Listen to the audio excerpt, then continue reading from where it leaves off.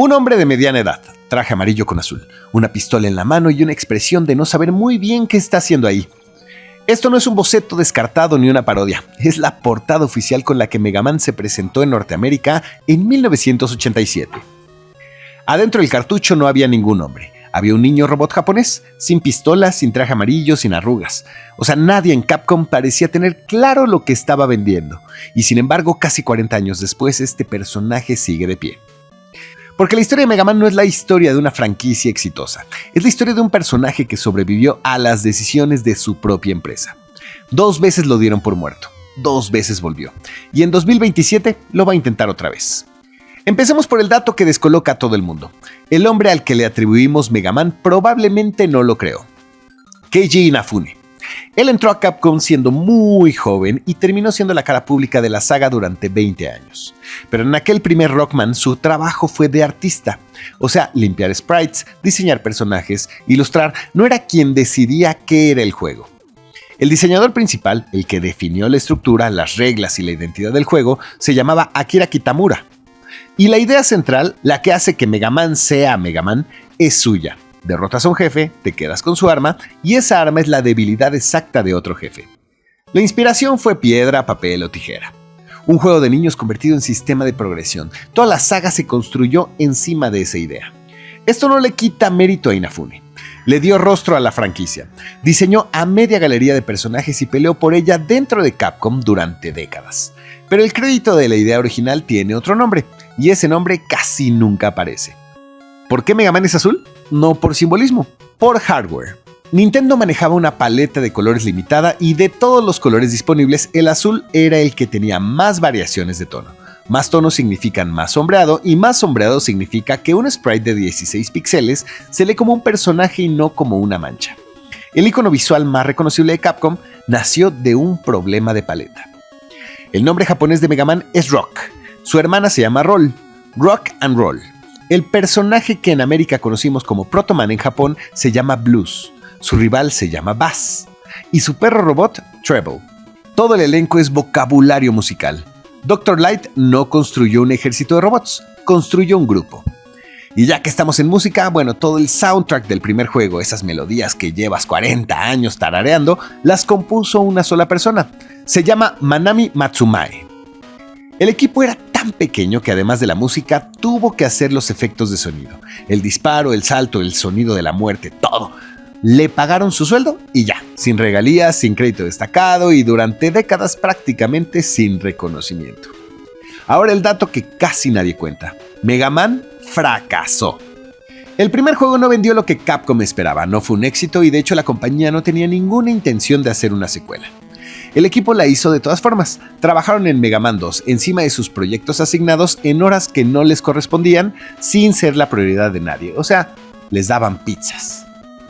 Y precisamente por eso dieron permiso de todo. 8 jefes en lugar de 6, sistema de contraseñas, los ítems de movilidad, una dirección de arte más ambiciosa y la música de la primera fortaleza de Willy, que para muchísima gente sigue siendo, sin exagerar, la mejor pieza compuesta en la era de 8 bits. El juego más querido de toda la historia de Mega Man es técnicamente un proyecto de tiempo libre. Los que crecimos rentando cartuchos aquí en México tenemos un asterisco pendiente. La versión de Mega Man 2 que llegó a América no es la misma que salió en Japón. La versión americana incluye un modo llamado Normal que en Japón simplemente no existía, y en ese modo las armas hacen el doble de daño. Lo que allá era dificultad estándar, aquí se llamó Difficult. O sea, ese juego que nos humilló durante años, el que nos hizo aumentar el control, era la versión fácil. 1993, Capcom necesita llevar a Mega Man al Super Nintendo y sabe que no basta con hacer lo mismo con mejores gráficas. Inafune quería romper con todo. Diseñó un personaje nuevo, pelo largo, rubio, armadura roja, cañón en el brazo y una actitud completamente distinta a la del niño robot. Se llamaba Zero, y la idea era que Zero fuera el nuevo Mega Man.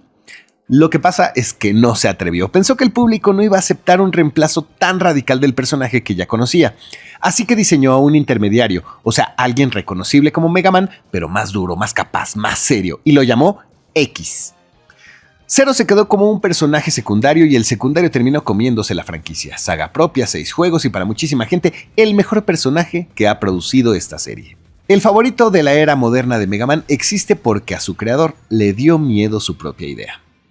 El primer nivel de Mega Man X no tiene una sola línea de instrucciones, no tiene ni un texto, ni una flecha, ni un cartelito que te diga qué botón apretar, y aún así te enseña todo el juego.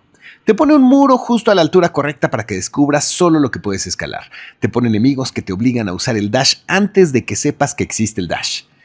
Y a la mitad aparece Vile. Y te gana. No puedes ganarle. La derrota está escrita en el diseño de nivel.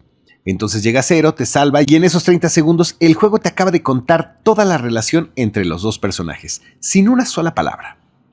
Y aquí es donde todo se descompone.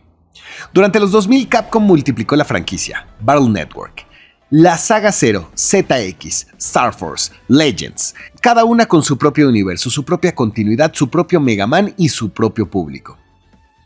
Vendían, y algunas vendían bastante bien, pero el efecto acumulado fue que ya nadie sabía qué era Mega Man. Si le preguntabas a dos fans qué juego representaba la serie, te daban dos respuestas de género distintos. En 2010, Inafune deja Capcom y se va haciendo declaraciones bastante duras sobre el estado de la industria japonesa.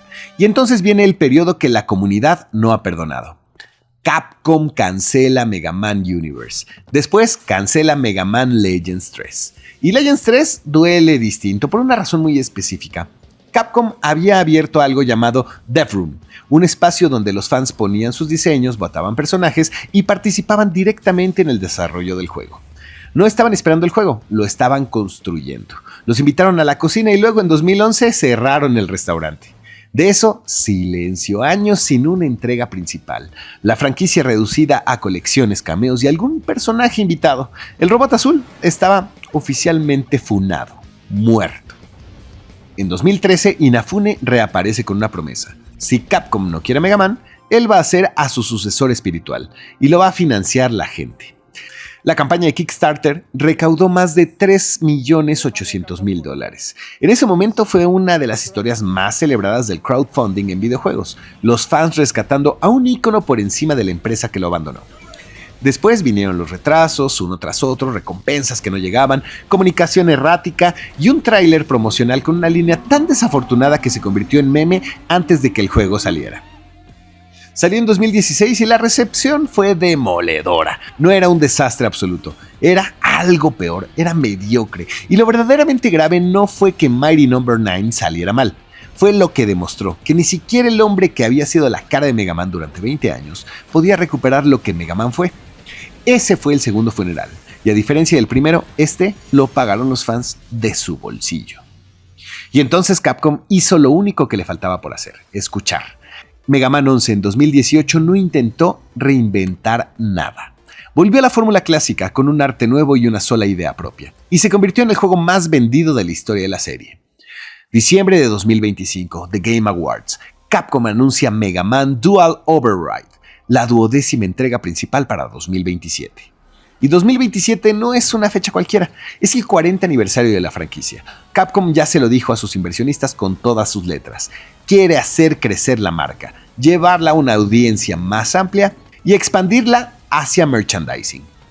En agosto de este año en Gamescom, alguien va a tomar el control y va a jugar un Mega Man nuevo por primera vez en años. Y ahí está la pregunta con la que te dejo. Cuando una empresa habla de primero expandir el atractivo de una marca y de merchandising, después el juego, ¿qué es exactamente lo que está regresando? ¿El personaje o la propiedad intelectual? El robot azul sobrevivió a su propio creador, a su propia empresa y a su propio sucesor. Ojalá también sobreviva a su aniversario.